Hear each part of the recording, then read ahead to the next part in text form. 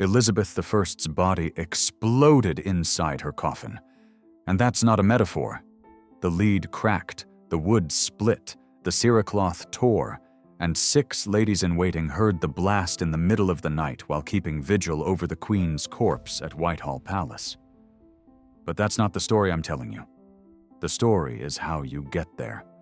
How the most powerful woman in Europe ended up mute on the floor, on cushions for 4 days, with a finger in her mouth.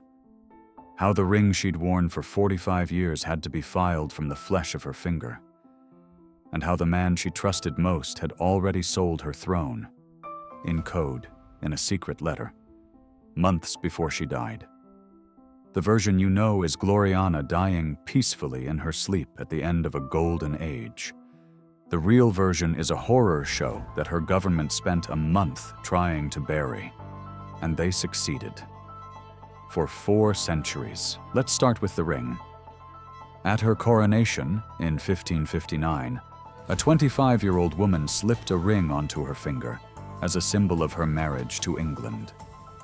She never took it off. 45 years. The ring grew into her flesh, literally. The metal fused with the tissue. And in February 1603, when her fingers swelled and her doctors insisted, the ring had to be filed off the bone. William Camden records the court's reaction. The Tudors were obsessed with omens. And this omen was clear. The marriage to England was being dissolved. The court read it as an announcement of death. And they were right. But not for the reasons they thought. You've seen the portraits. Everybody has. Elizabeth with porcelain skin, auburn gold hair, a face smooth as alabaster. The Armada portrait, the Rainbow portrait, the Ditchley portrait, images of a woman who appears to be 35 years old forever. Here's what you don't know. The last time Elizabeth sat for a realistic portrait was around 1575, when she was 41. From then on, every portrait copied the same face, literally copy-pasted, onto a new body, with new clothes, in a new scene. Art historian Roy Strong called this the Mask of Youth. In 1596, the Privy Council issued an order requiring that unseemly portraits of the Queen be seized and destroyed. Robert Cecil, the Secretary of State, wrote that the Queen forbade the display of any portrait that did not show her favorably. But here's the problem with image control. It only works as long as nobody sees what's underneath. In September 1599, her favorite, Robert Devereux, the Earl of Essex, burst unannounced into the Queen's bedchamber at Nonsuch Palace. It was morning. Elizabeth had just woken up. No wig, no makeup, no mask. What Essex saw was a 66-year-old woman, bald, with thin wisps of gray hair, a witness records hanging about her ears, her skin furrowed with smallpox scars from 1562, deep wrinkles, teeth black and rotting. The precise opposite of everything the portraits showed. Essex was foolish enough to joke later about the Queen's crooked carcass. Elizabeth found out. Essex was beheaded in February 1601, officially for treason and rebellion. But the beheading began, symbolically, on that morning in the bedchamber. Wait, that's not even the most important part. The important part is what she was putting on her face. The myth: Elizabeth was obsessed with beauty, and the makeup was vanity. The truth: the makeup was a political weapon. And poison. It starts in 1562. Elizabeth is 29. She contracts smallpox and nearly dies. When she recovers, the pockmarks are deep, visible, impossible to hide. So she begins applying Venetian ceruse, a paste of vinegar and white lead, the most expensive cosmetic in Europe, to her face and neck every morning. It creates that porcelain skin you see in the portraits. It works beautifully. And it's the beginning of the end. By the 1570s, a decade in, the lead has begun absorbing through her skin. Her hair starts thinning, her teeth begin to darken. She doesn't stop, she can't. The lead is damaging her skin underneath, which means every time she removes the ceruse, she looks worse than before. So she applies more, thicker, and she adds something new. Cinnabar on the lips, a bright red mineral that contains mercury. By the 1580s, 20 years in, she's wearing the ceruse for a full week at a time without removing it. And when she does take it off, the remover is a mixture of eggshells, alum, rosewater, and, once again, mercury. So the mercury eats the skin the lead has already weakened, and the next layer has to be thicker still. The cycle is locked in. Her hair is falling out in clumps. She begins wearing wigs full-time. Her teeth are black. By the 1590s, 30 years in, the cumulative damage is systemic. Lead poisoning brings abdominal pain, anemia, mental confusion, depression. Mercury adds memory loss, irritability, muscle weakness. Elizabeth is exhibiting all of it. Her hands tremble. Her moods swing violently. She struggles to concentrate. And the portraits keep showing a 35-year-old woman with flawless skin. By 1603, 40 years in, it's reported that the layer of makeup on her face is an inch thick. An inch. The substance that built the mask is classified as a poison, but not until 31 years after she's dead. So, no, it wasn't vanity. It was an image system built on poison, one that worked flawlessly in political terms and killed her slowly in physical ones. The woman who controlled her image better than any monarch in history was being destroyed decade by decade by the very instrument that gave her power. But the body wasn't the only casualty. Let's talk about what was happening behind closed doors in the final months. The myth. Elizabeth declined gently, with royal dignity, and died peacefully in her sleep. The truth. Her final weeks were a nightmare. Christmas 1602 had been a good one. Visitors had commented on how well the Queen looked. But in February 1603, her close friend Katherine Howard, Countess of Nottingham, died. She was the last in a series of losses. The Earl of Essex beheaded in 1601, Robert Dudley dead in 1588. The women who'd been by her side for a lifetime were disappearing one by one. Elizabeth fell into a melancholy that contemporaries describe as settled and unremovable, fixed and impossible to shift. She stopped eating. She refused to sleep.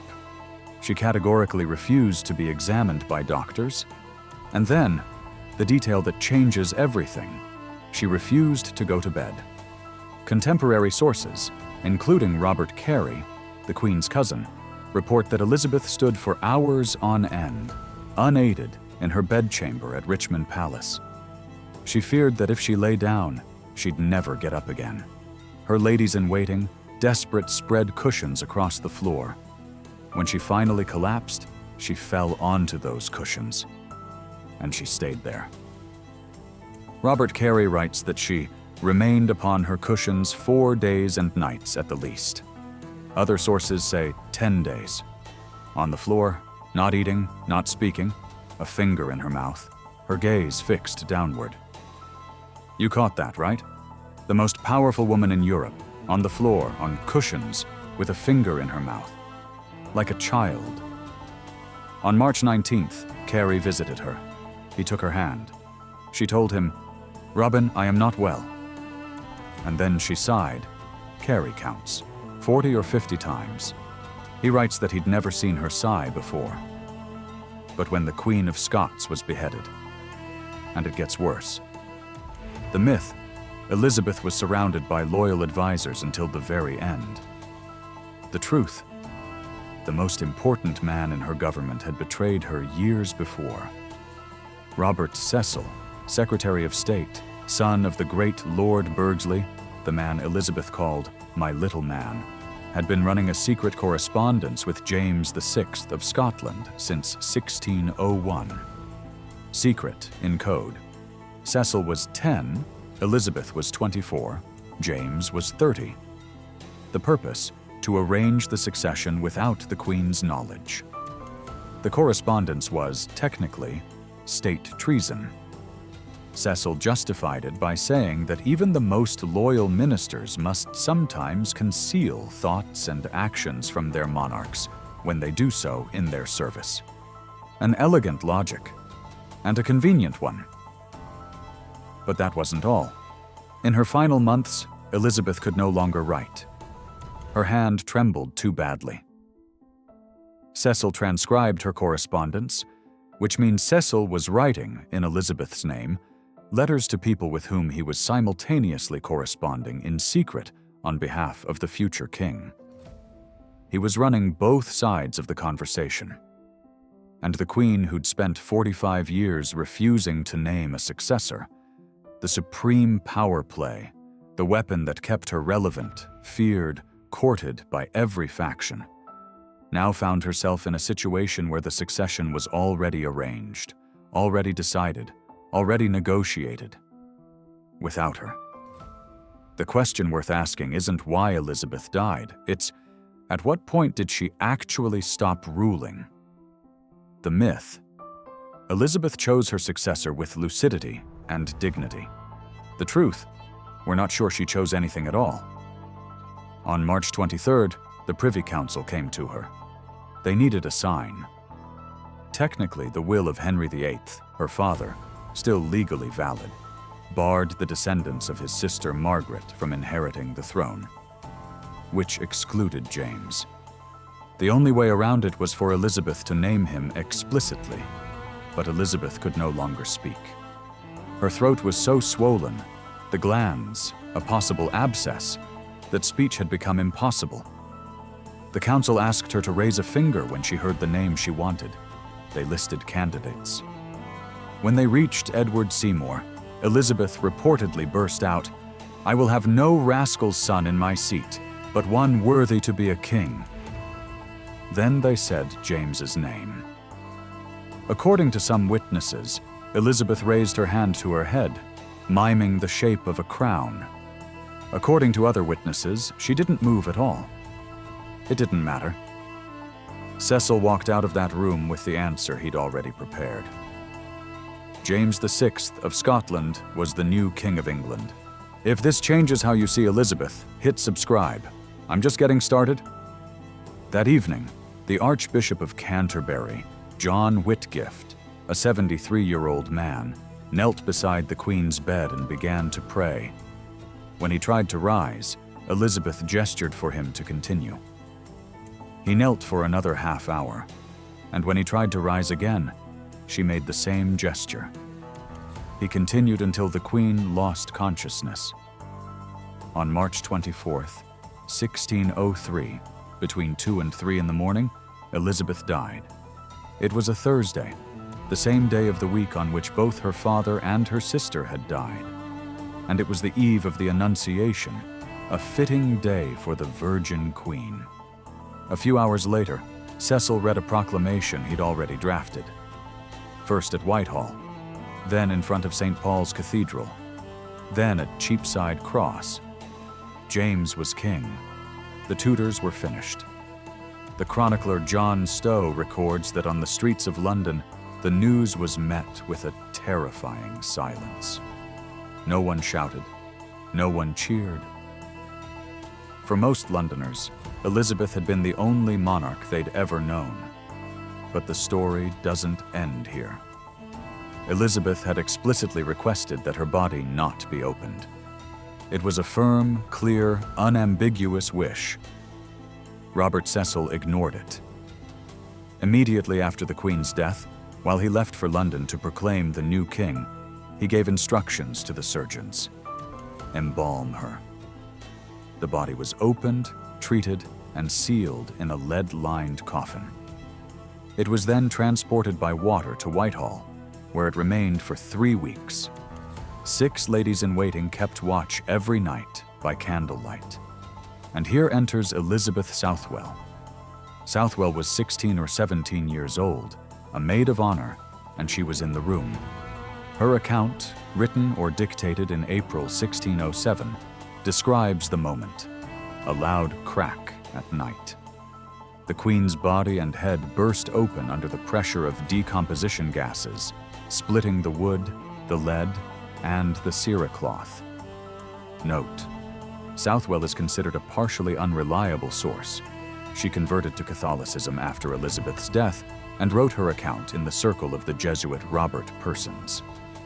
However, scholar Katherine Lumis, in a 1996 analysis, argues that the event was physically plausible. Decomposition gases accumulated in a sealed lead coffin could produce exactly the effect described. Most channels stop here. I'm not going to. On April 28th, a month after her death, the funeral procession took place. The coffin, draped in purple velvet, was carried on a chariot drawn by 4 gray horses with black trappings, and on top of the coffin, an effigy. A life-sized painted wooden replica of Elizabeth, dressed in her Parliament robes, crown on her head, scepter in her hand. The face, smooth, young, composed. John Stow records what happened when the crowd saw the effigy, sighing, groaning, and weeping, as the like hath not been seen or known in the memory of man. 200,000 people watched the procession. Many wept. And what made them weep wasn't the coffin. It was the face on top of the coffin. The mask. The final version of the mask of youth, more convincing than any portrait, more lifelike than any makeup. A perfect, immobile, eternal face. Beneath the mask, inside the cracked lead, was what remained of the real woman. Like this video if you think Elizabeth deserves the full truth, not just the comfortable version. Here's what we usually miss about Elizabeth's death. It's not a story about a queen who died. It's a story about an image that survived. Elizabeth spent 45 years building the most sophisticated image control operation in pre-modern Europe. She banned unauthorized portraits. She eliminated mirrors from her presence. She required painters to copy the same face from age 41 to 69. She covered her face in poison every morning, knowing the poison was destroying her, but knowing that the alternative, being seen, was more dangerous politically. And it worked. It worked so well that, 4 centuries later, when you think of Elizabeth I, you see the portraits, the Armada portrait, the rainbow portrait, the white, smooth, ageless face, the mask. But the mask had a price. The lead ate her skin. The mercury ate her teeth, her hair, her memory, her refusal to name a successor, brilliant as a tactic, devastating as a legacy, left her vulnerable at the exact moment when she could no longer defend her position. The man who transcribed her letters was the same man writing, in code, the letters of the future king. And the body she'd spent a lifetime disguising refused, in the end, to cooperate, cracking the lead, splitting the wood, undoing the mask one final time. And what did the government do? They put another mask on top, a better one. A painted wooden effigy with a young face, composed hands, and a straight crown. 200,000 people wept when they saw it.